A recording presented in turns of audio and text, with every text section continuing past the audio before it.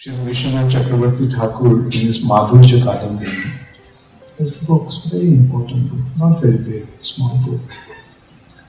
He gives, initially at the beginning, he is making certain points, questions and counter questions, that how does one receive devotion to Krishna? And he was going point by point, like does pious activities make one a devotee? Can one become a devotee due to pious activity, due to austerity, due to penance, and he was rejecting it. No. And he was giving reasons. And finally he makes the point, then does Krishna give devotion to a devotee? There also he says no. The reason being that if Krishna gave devotion to some and didn't give devotion to others, then Krishna would be considered to be partial. But Krishna is samadarshiki. Krishna is equally disposed to everyone. Krishna is totally impartial. So Krishna doesn't give devotion. It is Krishna's devotees who give devotion to others.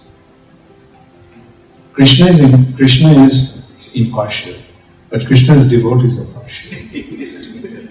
When they see that someone is becoming more inclined or good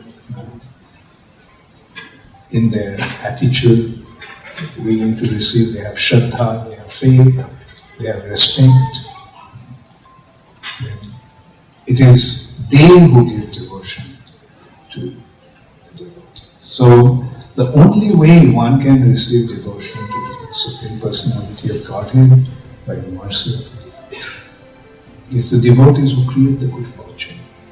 Like we can see, Srila Prabhupada came, one pure devotee, came to America and distributed devotional service to all over the world. It's due to the mercy of a devotee that one receives devotion to Krishna.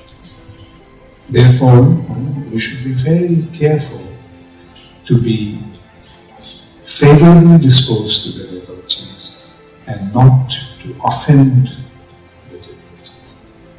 While a devotee's mercy can give us devotional service to Krishna, but at the same time offenses to the devotees can destroy our spiritual